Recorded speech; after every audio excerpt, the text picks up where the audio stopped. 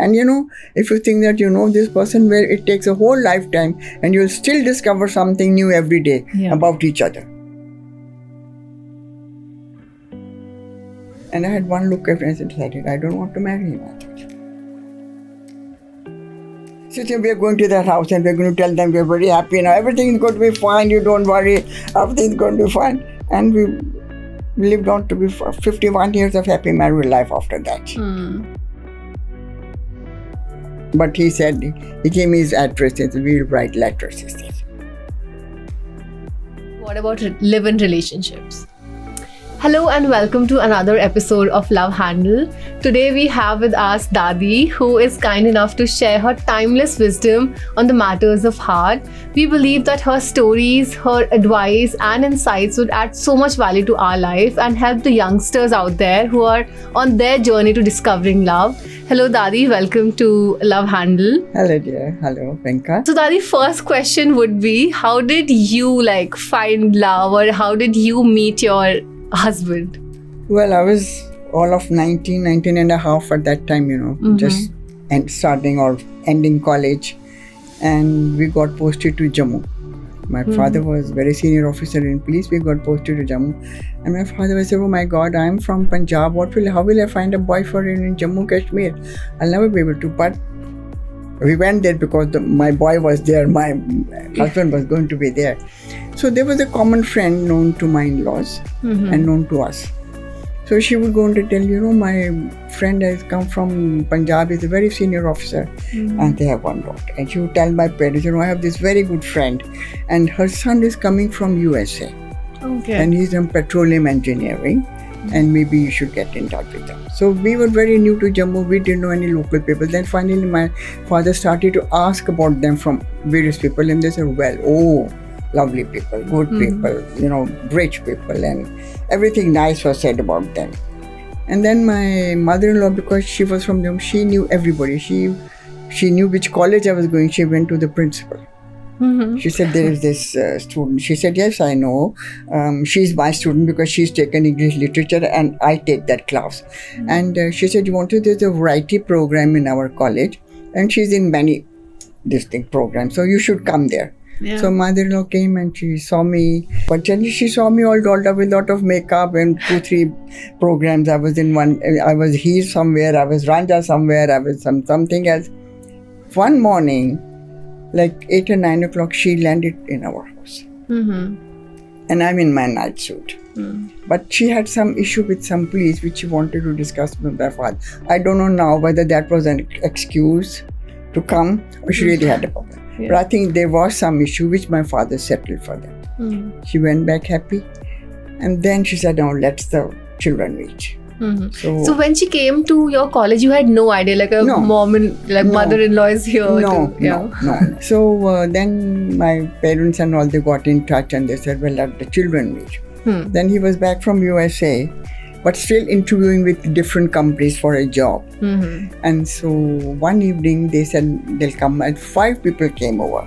Okay. He with his 2 sisters and 1 sister-in-law's husband.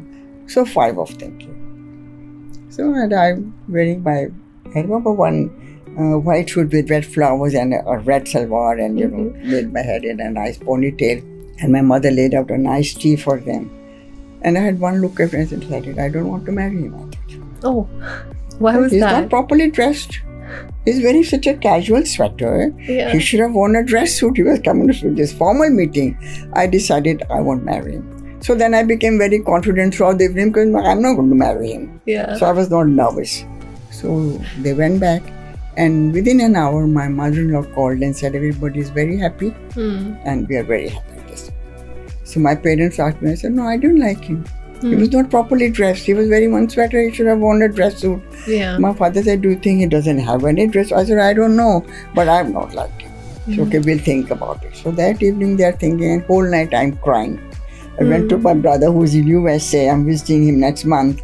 And I said, Kapil, see, I don't want to marry. He wasn't married. So whole night I cried. but nobody listened.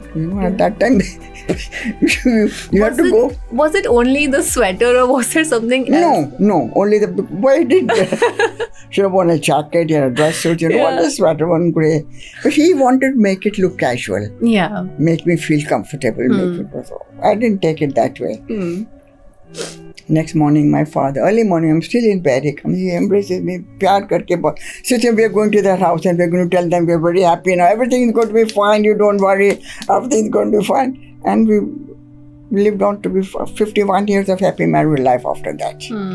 So they went and they said happy. And then my mother said to me, you must come over one more evening. We have dinner.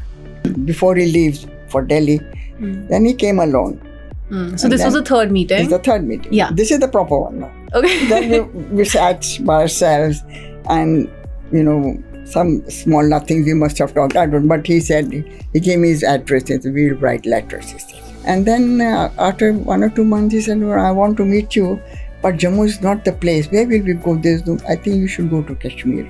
You should go to Srinagar and I'll come there. And then from April to September, we were there and he made 3 trips to Kashmir. We met 3 times. We went to gardens, walks or drives. Sometimes we would just sit in the drawing room downstairs and chit-chat. And then he joined Indian Oil and they sent him to Russia. Okay. Then he said, no, we're going to write letters. So every day 1 letter. And the diplomatic mail would come once a week. So every week, I would get 7 letters and I would send 7 letters. They were all numbered. Yeah. And I remember we had this, my peon in the house and he said, no, he would talk in Dogri. Me 4 ane do, give me 4 annas and I'll give you your letters. Give me 4 annas, that was way back, that was in 61, 62 I'm talking about. And then he was there gone for 1 year. So for 1 year it was just letters, 7 letters a week. Yeah. No phone, but 7 letters a week, 1 bundle and it's all.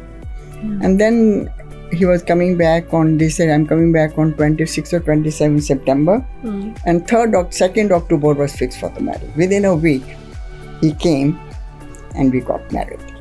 Wow. We got married. And then, of course, it was all very nice. I had very lovely in-laws. I was the only daughter. So I was pretty lonely. So I used to tell my mother, I want to get married with many sister-in-laws. Yeah. Many sisters. I want a large family, the men.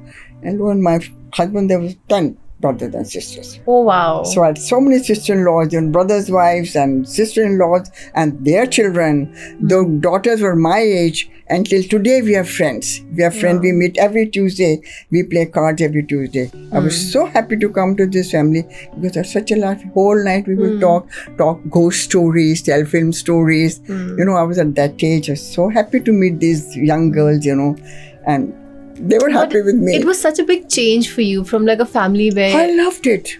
Okay. I loved it because, as I said, I was lonely. Yeah. And I got so many people around. And my father-in-law, mother, I never thought like an in-laws. My mother was like my mother, my father was like my father. Talking about the first impression, right? Like first impression, you did not like him because he was wearing something very casual. The second meet was also, I think, not that great. Like what changed in the third meet? Was it something that he said or was it the way he carried himself? So that's what I'm saying. It was like very casual talking in the drawing room, and then he's saying that he might go away to Russia and then we won't be able to meet, and it would be nice if we went to Kashmir. I would like to see you, and then we will write to each other. And so it was that kind of, it wasn't a whole day type of a thing, maybe 1 hour and then breakfast, and then he went back home. But I kind of felt warmth here. Yeah. That's how he was done. He was very handsome, very handsome guy. And he was very gentle in talking. And in fact, my mother said, I had baked a cake too, which she served. She said cake, and my mother said, that's the only thing she knows. She doesn't know cooking. He said, don't worry, I will teach her cooking. You don't have to teach her cooking. So those things kind of, you get taken in that way. So Dadi, was there like a moment when you just knew that, okay, this is the guy I'm going to marry? Yeah, because he was kind, he was gentle, he was respectful. Yeah. He was respectful.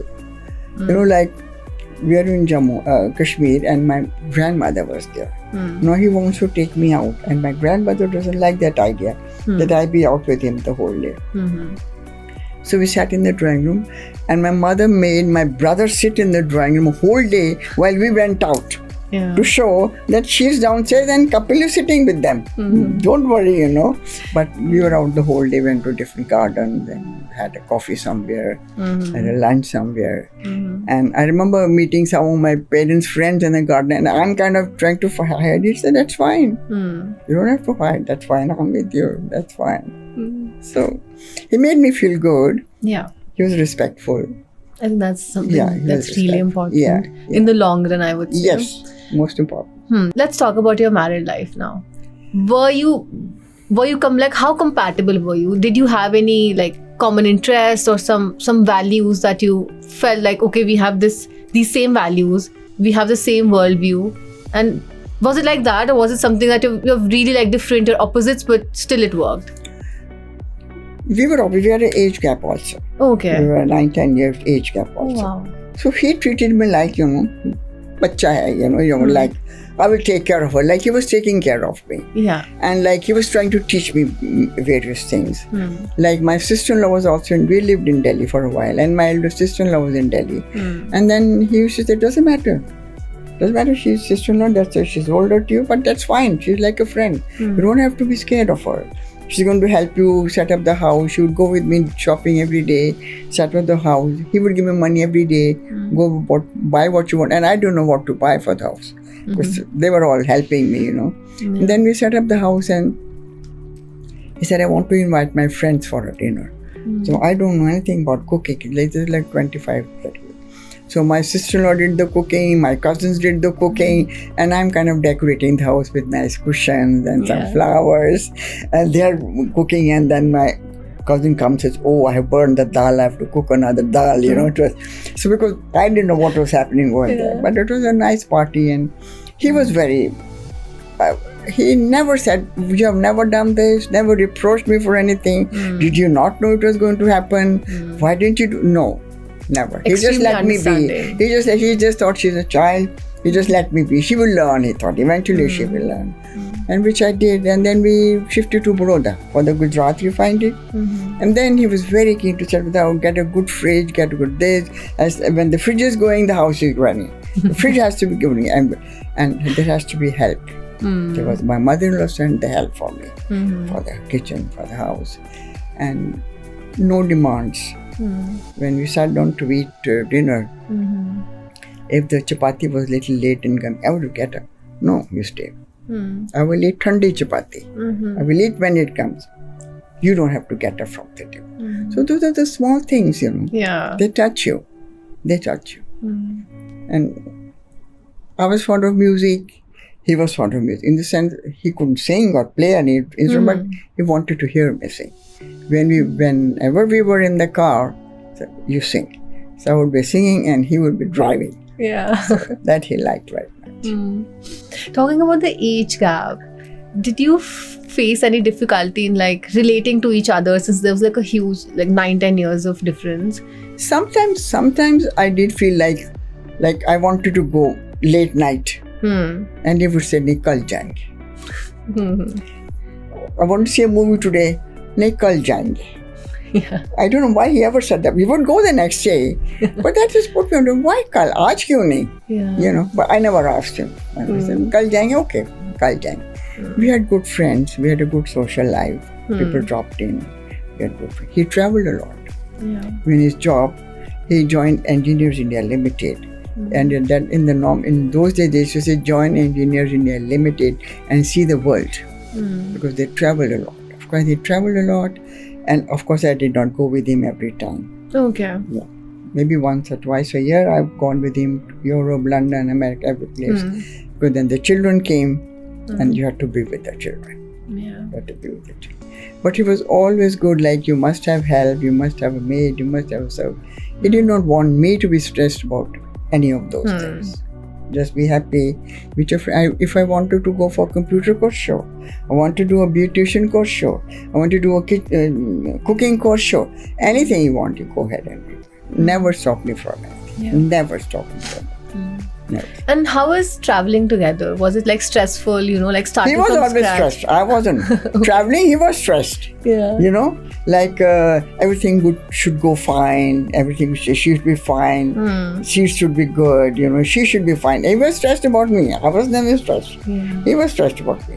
Dadi, you talked about having your first child. So how do you think, did that change anything in your marriage?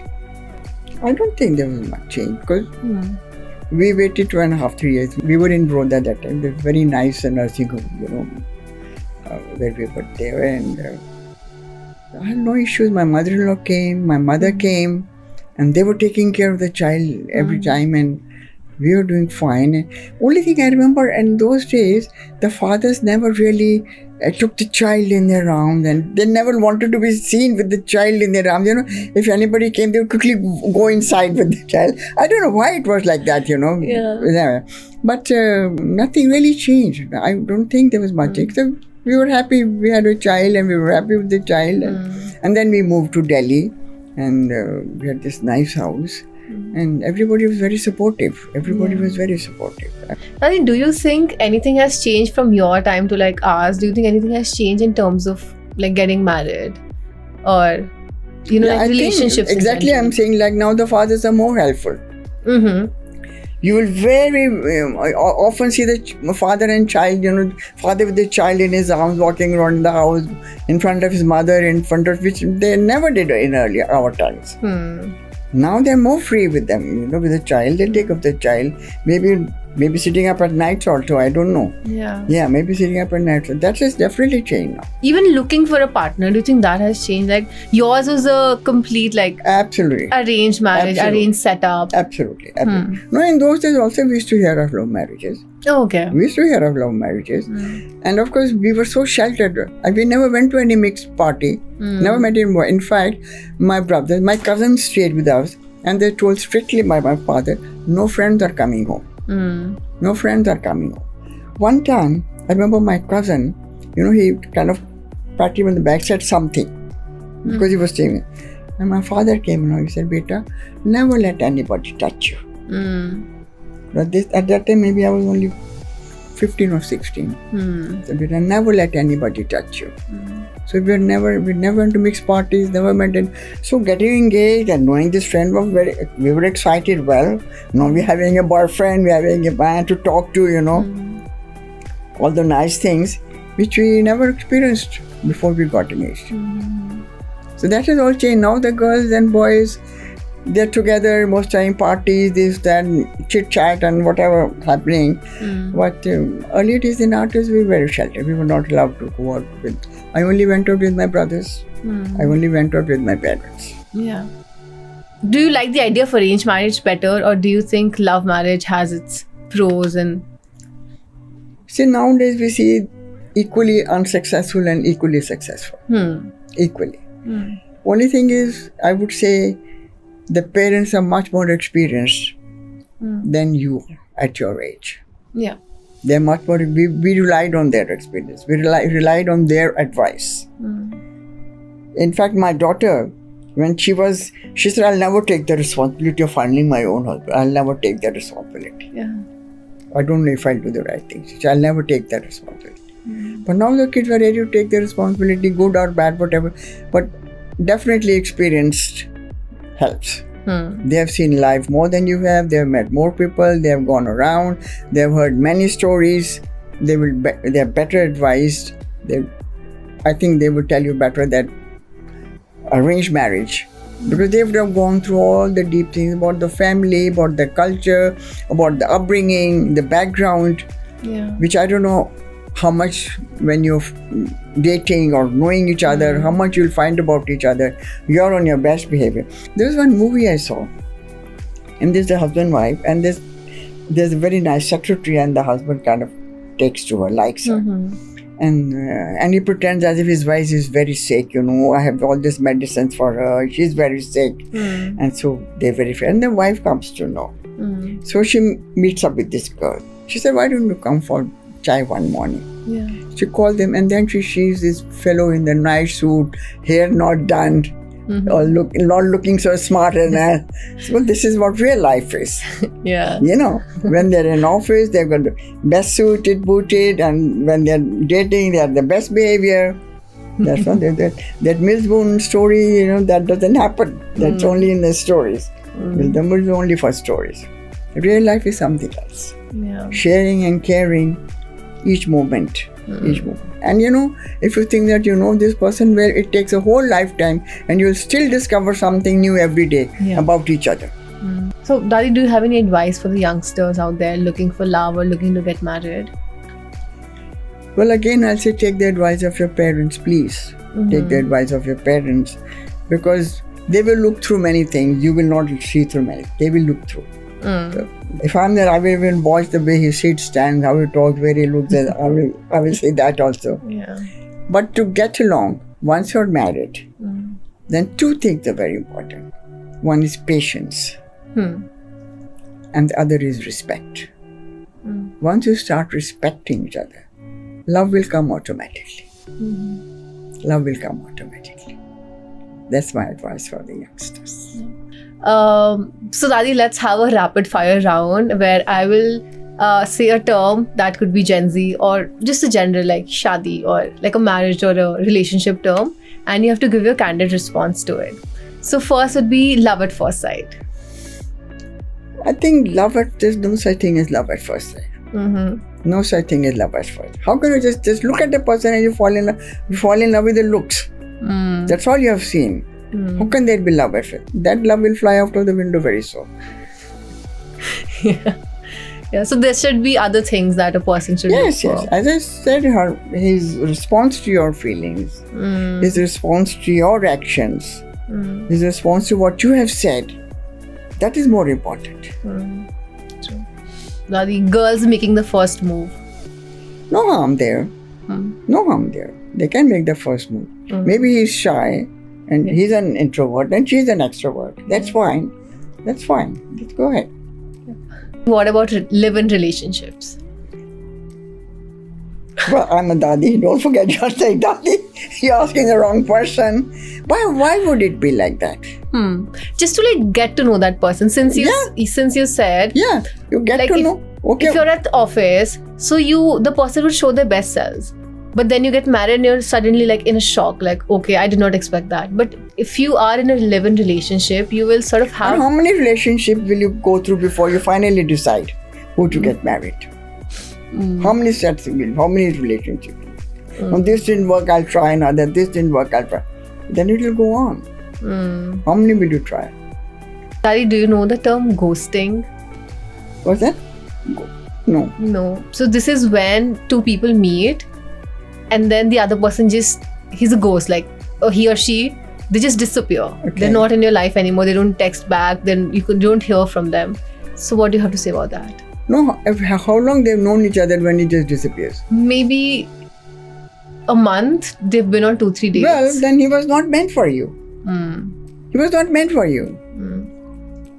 He was not meant for you. He was playing. He was playing games. Yeah. Not meant for you. You don't have to feel bad about it. I mean, just drop it there. Just move on. Dadi, do you have an advice for people who want to get over a heartbreak? Time is a great healer. One thing. Time is a great healer. And if somebody's broken your heart, why would you cry for him? He was not meant for you. If he was good to you or respectful to you, why would he break your heart? Why would he break your heart? He was not meant for you. Just move on. And at that time, be close to your parents, close to your siblings. Take your heart out with them, Just get over with it, And they'll be helpful. They'll hug you, they'll kiss you, and they'll say, no, that's fine. It was not meant for you. It was definitely not meant for you. Yeah. They did not respect you. They did not respect you. Respect is the most important thing. Yeah. And that will lead to many other nice things. Thank you for watching this video. If you want more such content, please let us know in the comment section. Like and share this video and subscribe to Verona for more such timeless wisdom. Verona, matchmaking reimagined. छेड़ो न मेरी जुल्फें, सब लोग क्या कहेंगे, सब लोग क्या कहेंगे, तुमको दीवाना मुझको काली घटा कहेंगे, काली घटा कहेंगे, छेड़ो न मेरी जुल्फें. That is amazing.